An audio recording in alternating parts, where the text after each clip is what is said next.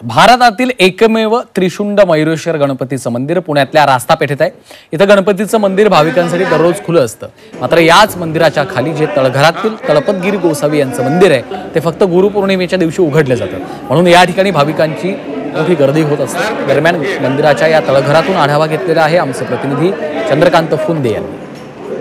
पुण्यातल्या सोमवार पेठेतले त्रिशुंड गणपतीचं मंदिर खरं मंदिर वर्षभर उघडं असतं, पण त्याच्या खालची जी समाधी आहे जे आता आपण नंतर दृश्यांमध्ये दाखवू ती वर्षातनं एकदाच ओपन होते।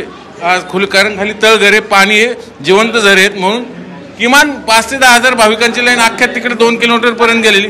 ह्या दर्शनासाठी ही जी समोर मूर्ती दिसते ही भारतातली एकमेव 3 सोंडे असलेली मूर्ती आहे गणपतीची, म्हणून याचं महात्म्य एक वेगळंच आहे।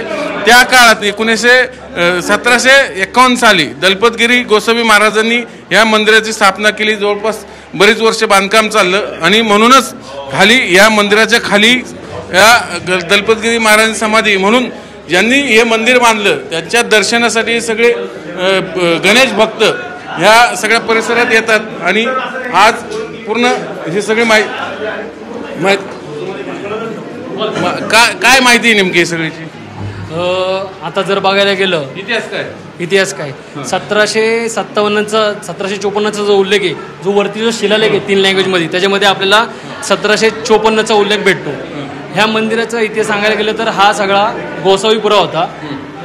हा जे गावकस मारुती सोडलं ते पुण्याचे वेश होते, त्याच्या पुढचा जो हा भाग आहे इथून ते बन गार्डन पर्यंत हा सगळा गोसावीपुरा होता। या मंदिराचं वैशिष्ट्य सांगायला गेलं तर या मंदिराचे भरपूर सारे वैशिष्ट्य आहेत। व्हिडिओ जर्नलिस्ट विकी कांबळेसह चंद्रकांत फुंदे, झी मीडिया, त्रिशुंड मंदिराच्या गाभाऱ्यातून पुणे।